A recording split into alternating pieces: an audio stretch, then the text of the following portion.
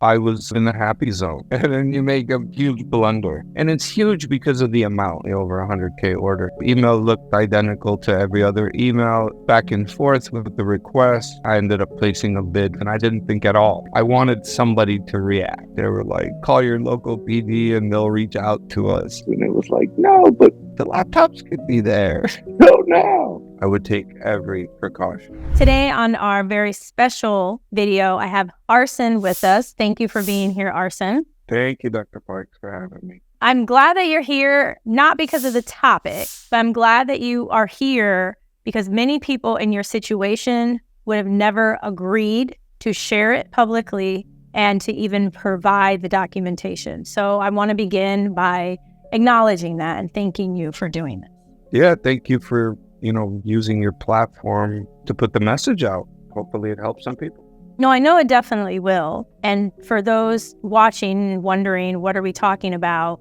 Arsen, unfortunately, was the victim of fraud. And the way it was set up definitely made it seem like the order was placed by the federal government. So talk to us about you and the federal government. How long have you been in government contracting and what kind of led you into this space? So I think Amazon was the kickstart for this when I got an email from them asking if I would like to be certified by a third party, and it was included with my sales. I was on Amazon sales, and I went ahead and did that and got all the certifications, and it was a rabbit hole from there where I ended up on the SBA, and the SBA already puts a lot of information out for veterans and things like that. So one click to another, I ended up studying government contracting from your videos and reading stuff and, YouTube University.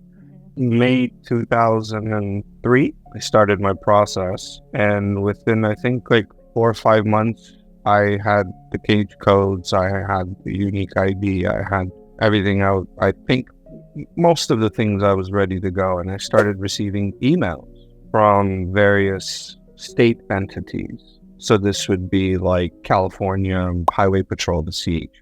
It would be from so-called SoCal Gas in Southern California, the gas company. And, Department of Veterans has already so many different offices they work with, like CalVet and Department of Aging and so on and so forth. So all these people just started emailing requests. And this was 2023? Yes, these started coming in by I want to say the earliest one might have been in October. Wow. Early October. So as soon as you registered, you just started getting all of these emails and opportunities at the state level, at least. Yeah, I think this was through one of the California procurement websites. Okay. Yeah. Or the main one in California, basically, the procurement website. I think that's where most of these people were getting my info. So I started bidding and learned how to write a bid through you. And like I said, YouTube University, figured it out. I, put some bids, didn't win, put some bids and won eventually. So I was kind of in the happy zone. I felt proud, like I had done this, and only waited for things to get bigger and better. These were my expectations. And I received an email one day from an address ending what it looked like was .gov. And it was from can I say which? Yeah, you can share everything, because the more you share, the more it helps those who are watching to prevent them. Okay, good to know. So one of the offices of Department of Interior is the Office of Natural Resources. And so this came from the Denver Office of Natural Resources, from the gentleman who's in charge of the IT. He's the IT supervisor there. And the email looked identical to every other email, ended in .gov, his name, Timothy, whatever, last name, at onrr.gov. So back and forth with the request, I ended up placing a bid for 55 Lenovo laptops. So you received this email. Did they immediately ask for the laptops from this government address? And then you're starting to go back and forth with any questions because of your background. You started off with Amazon, you sold products. So right. This seems to fall in line with what you've done in the past. Yeah, it didn't seem fishy, the email, because like I said, I hadn't searched and won a bid up until that point. Everything was by by email, and I had gotten paid on some of them because this was already end of December. So I had already received some checks from previous ones, and I didn't think at all that this was fishy. I did what you said, and I asked them if they had any other bids, and how much was it? And they said no, they're waiting on a bid from me. I said okay. So I placed a bid, just like I would. I think I was right around 30% profit margin, something like that. Fair and reason, right, to cover everything. So yeah, they replied within a couple of days saying I won, and the shipping address was there, and keep us posted on tracking and this and that. Once those were shipped, they asked if I was able to do 30 more. Hold on one quick second though. Did they give you any kind of a contract when they're like, oh, you won? Or was it just via email and you're like, okay, great, I'm going to go run with this? Oh, yes. They replied with the purchase order signed by whoever would be signing. And I checked them online, and it said the person's name. And when you look at the leadership chart of that office online, it has him as the lead administrator. Yeah. And the IT gentleman who the email was coming from made sense. He was buying computers. So again, at that point, still, it didn't cross my mind. So yes, they replied with the purchase order. Signed. When they requested the 30 extra units, I said that I'd be willing to do them if they changed the payment date on the first one. So I believe it was net 30 at the time, and he said I could do net 20. Okay. So I said, okay. I went ahead, did the 30. And this is using your own funds? Not even, Dr. Park. I'm starting from zero. I ended up using family and friends, which was a resource available to me, thank goodness. Yes, my funds also, but that order was, I'm stuttering. I don't even want to say, maybe at six figures, if not more than that. More than one, definitely. Especially when I add in the shipping. I did overnight shipping on these boxes. That was not cheap. Yeah, I paid for that myself. So yeah, definitely over 100K order here. Somewhere in between that, they thought they had a problem with trackers being on the computers. So I received an email once they had received the items. They said, hey, we can't take this. This is a government order. There's trackers on it. And I kind of believed them. I was like, oh man, trackers, let me research this. And I spent like a day emailing the vendors I bought from, and even Lenovo directly. And they said, no, there can't be a tracker on it. There's apps that could track, but there's no physical tracker on it. So these dummies had a mistake at a static tab, which is just basic information with a basic scan gun that when you are to scan it, it'll tell you basically which warehouse it came from or which store. And I think that's the thing that a lot of times makes the noise if you try to steal it out of a store as well. It's static. It doesn't have any power to it. It's just a little metallic strip covered by a label. So they had mistaken those as trackers. And I found this out because they sent me a video of it, and I immediately asked them to call me. So when he called me, the gentleman had a very heavy, what sounded like to me an African accent, like a heavy accent. And, I explained to him that these were static labels. They were not trackers. And he said, okay, that's fine. We understand. And I think that's where things got a little fishy for me, where I said, to myself, I said, if he's the lead IT in a government building, and I basically, it was very hard to understand him. I said, how is this guy the IT lead? And, I didn't think anything of it. First name, Timothy, last name, I don't want to mispronounce whoever that is, but Witt, W-I-H-T, Witt. But that's where I kind of started doing some research, and things started going a little sour from there. But by that point, I had already sent 85 laptops. So, one of the shipping addresses definitely looks like it could pass for a normal shipping address. It was an industrial area with different industrial units. It looked nice and clean. It didn't look like it was well taken care of. And the shipping address just mentioned IT storage warehouse. and then the address, and then obviously a fake POC, so point of contact. Correct, right? But the second address that I looked ended up being a shipping yard in Texas that specializes in containers, shipping containers to Africa. That was their specialty. So then, yeah, the fish started smelling a little worse after that.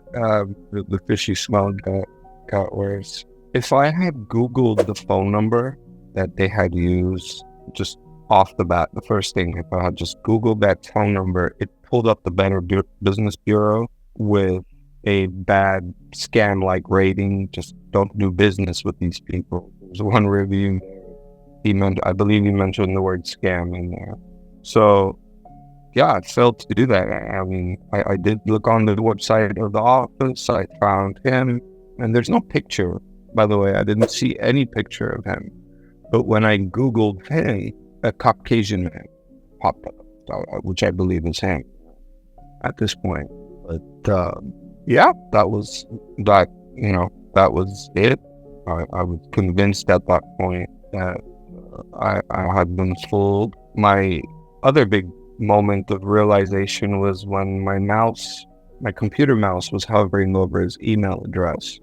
At this point, I can't even remember what started it. That might have been one of the starts, or the conversation was the start. I can't really remember, but when my mouse hovered over his email address and I clicked it, it completely changed, like his email changed. It brought up the profile, and now I could see the full email. And the full email ended in .org.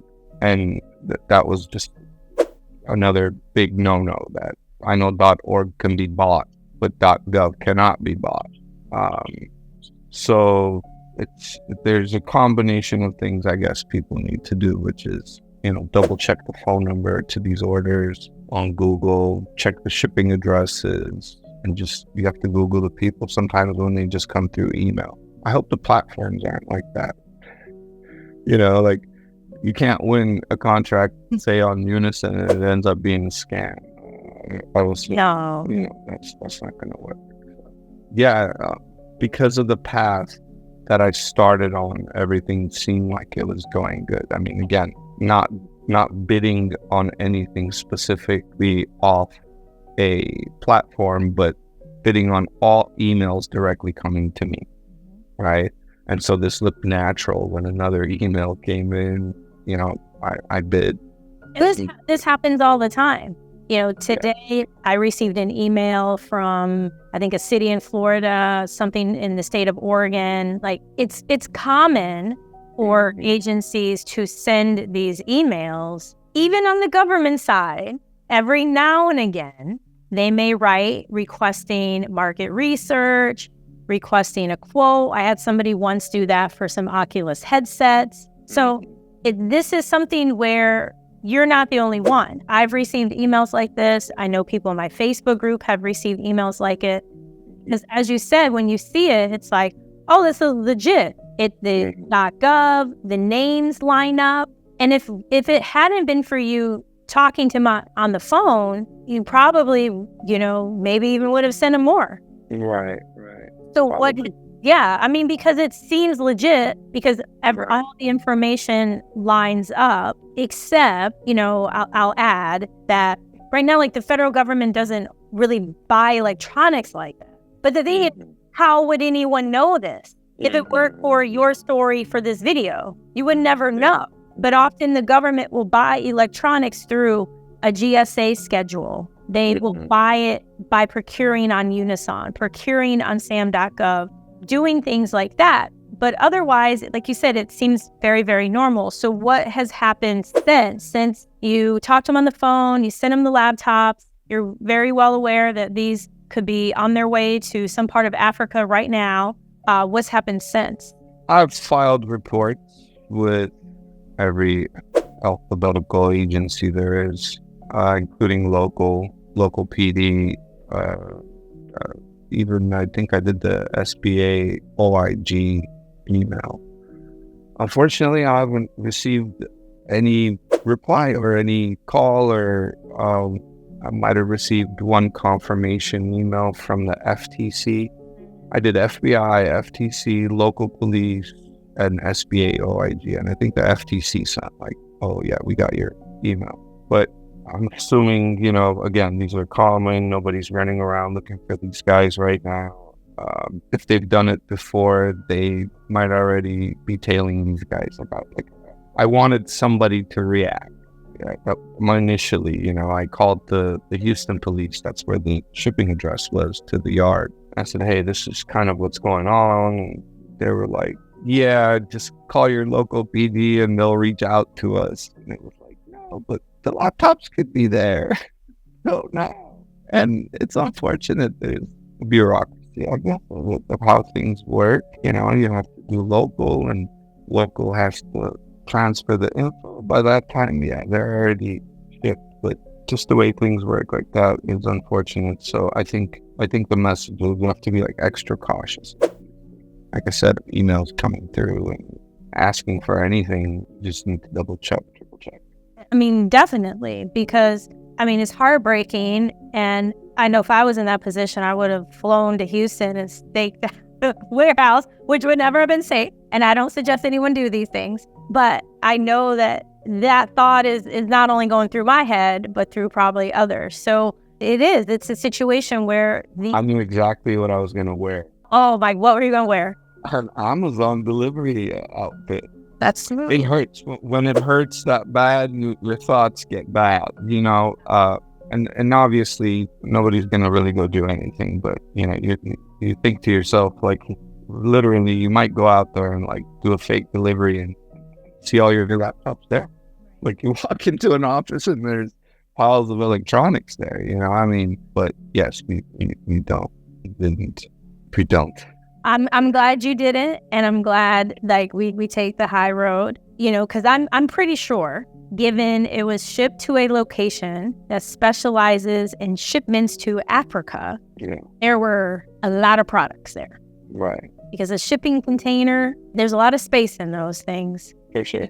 And I know you're not the only one, because as I said, I have received these emails. Right. People in my Facebook group, students I've coached. And that's why I'm just, again, so grateful that you've been so open about this journey, because I don't foresee this stopping. Clearly, none of these agencies have done anything. You may want to try a VA organization because you are a veteran. So you may want to try that. They may elevate it more than some of these other agencies. But this is the case. It's very unfortunate that this is it. Yeah, again, to prevent it, you always say thinking of doing the right thing. And, maybe there should be a third-party company sort of thing that kind of monitors voluntarily the emails we get. I would pay for a service at this point. I would pay a decent monthly service to have someone monitor my emails and make sure they're coming from local servers, not Aruba, not Angola, not, Egypt, wherever. And I'm also surprised Gmail doesn't catch those, because definitely mistakes real emails for spam. But it seems like the spam emails go right through. It's ridiculous from my point of view as far as that goes. But again, you can't call Google and explain this to them. And you have to double, triple check. You have to double, triple check at this point. People are getting very clever and doing their research. Have people on the inside that probably give them info, where documents look real, the emails look real, everything looks real. So they're going the distance, and it behooves people to triple check. Yeah. And clearly they have connections here, boots on the ground in the States, because they do the video of the computer. So it's a whole well-oiled machine that's going on, targeting us government contractors. Right. Because these they don't just go out to Brenda with her bread company, or a hairdresser or a plastic surgeon. They're not getting these emails. So they're being very strategic. They're somehow getting our contact information as soon as we are in the system, and then they start to target us. Yeah. On my end, it's like making a huge rookie mistake. First time out on the floor, you're getting some minutes, you're happy, and then you make a huge blunder. And it's huge because of the amount. Anybody can get fooled, but it's unfortunate the amount. So that's why I say huge mistake, small mistake. Unfortunately, I don't know if I'd be here, the amount was incredible. And, it does all sorts of things to, your reputation, changes the dynamics at home if you're married. It's a deeper cut, So, I mean, if someone's in a worse situation than me, like, still I feel, like I can someone might not feel like they can overcome this type of thing. I know. Can put someone in a bad hole. But even on $100, $200 contract, like at this point you have to, regardless of the amount. Yeah. Double check. Double check, because as you shared, it's a domino effect, and it's something that cuts deep. I've been the victim of various scams in government, or scammers in government contracting. I'll put it that way. And even big companies who exploited me. And it's, as often there's really no place to go to find this out. Yeah, most places are, complaints online type of thing. There's very little information. But it's probably happening a lot. Government contracting, I'm sure, is not the only way people are doing email scams, but with the trust that we should, government contracting in itself is a program to help various individuals, but it feels very different when you meet a lot of the set-asides, you know what I mean? You're like, okay, like, I get it. It's supposed to help. And so when this happens, it's very unfortunate. And that's why I say, like, I would pay for a third party to monitor my email account that I use for government contract. I would take every precaution to try to lessen, the impact these people can have on us contractors. I mean, and you're not the only one who would want that kind of help, because they're going to get more sophisticated, and not everyone remembers to try and check out the email to see if it's a different email underneath what appears. And so, I mean, I think that's a great suggestion. And so where do you go from here? I was hoping you had the answers. I say you do that third-party company thing. I mean, I love that idea. I like that. Did you just write that down? Yeah, I mean, I got my notes. I always have a notepad and my pen. So I'm ready to capture all of these great ideas. What other ideas can I give you here? I personally believe... I don't know where to go, but okay. Yes, please say. No, I personally believe that this may sound, I don't know, it may seem foo-foo or weird. I believe it's going to turn out more positive than you can ever imagine. Because I think there's always a situation that's meant to tear you down, right? There's always something. But then it's not only you persevere, but then it's like this kind of reward in a way for getting through it. I don't see this as like, okay, yeah, you're out a lot of money. That sucks. I got it. That sucks. And as you said, taking a toll on marriage, taking a toll on family, because you have family and friends that were like, this is amazing. And then it's like, no, not really amazing. I got that. But there's going to be a flip side. There's going to be that flip side to this story. We're going to be like, oh my gosh, these things happen, and boom, I was able to take care of that debt. That's how I don't see this as this happened in vain. I see this as, it's super unfortunate that it's happened, but there's more to this. That's my view. And call me crazy, but that's just how I see it. It's hurt a small amount of people, right? In my circle, let's say. But I think the good is huge, because the amount of people that are going to watch this, it's 100-fold, right? That is going to do better. So that I can, a lesson for a lot of people, a hard lesson for me, I'll take it and keep moving along. That's the lesson. You got to keep going, You do, because some people may have given up. Some people would have taken a low-level route. Some people may have, there's a lot of paths one to go on with this type of a scenario. And so again, I applaud you for coming forward about this. Thank you for using your platform. I mean, that's the biggest thing here, that you have this platform. Now, some of us can get out and put our message out because it's a real thing. It works. And it's a great thing, for veterans, disabled veterans like me, to be able to provide from home, a huge opportunity. So to get that message out that it does work, you just need to be cautious. You need to be cautious. But it does work. You can definitely make a living, if not a great one. Yeah. It's up to you. The amount of time you put in, the amount of contact you decide to make, the amount of mixed codes and all these things you want to work with is almost unlimited.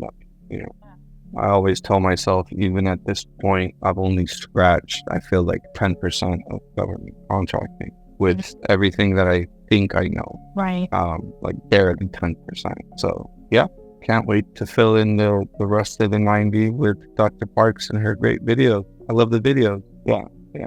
Well, I appreciate that. And because I know people are going to want to contact you. So how can people best contact you? So the company's Fairbanks Flats Incorporated, and the email is admin@splitleafca.com. So split, just like cut in two pieces, leaf, LEAF, CA like California.com. So that would be the email address.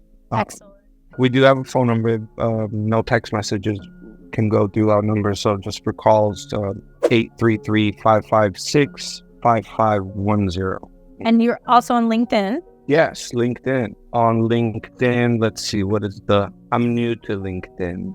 But you can see already he shared his email, he shared his phone number, like he's being super transparent. And so I encourage any of you out there who want to reach out, or maybe you want to partner, because it's clear, Arsen, that you know how to get the computers, you know how to get different products. And there are many out there who may wonder, well, how can I do this? And maybe you can even do a revenue split. You can do some kind of, effort together. Yeah. But again, I can't thank you enough for sharing this. And you've given great tips to those watching to avoid this situation, because it's unfortunate. And I really hope one day all of this scamming minimizes, but I think it's just going to elevate. I think people are just going to keep thinking of new ways, and then when we're on Mars, they're going to scam in Mars. I think it's just unfortunate.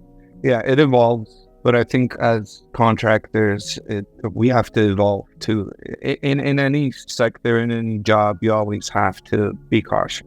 I mean, it doesn't come that easy, so to speak, and when it sounds almost too good to be true, like it was for me, I should have taken extra steps to ensure. So I failed there, but we're going to do so much positive with this video. So I think it's a positive overall. I do too. And we're going to make that 10 times back. Right? Yeah, I shared that before we officially recorded. Yes. The positive is, this is what I believe. One is you're going to get 10 times what happened. I firmly believe that. And you are helping other people. Because I posted it in the Facebook group, but Facebook only pushes it out to a few people. But by you having the courage to be here and to share what happened, you're helping other people, because I've received those kind of emails. Mm-hmm. Other people have received those kind of emails, and it's not going to stop. Right. So you are helping so many people. So then they know, like, oh, snap, Arsen went through this. Hopefully, yeah, it's not an easy thing to go through. So hopefully it does help some people. Yeah. I do too. I'll be back with those numbers on another video.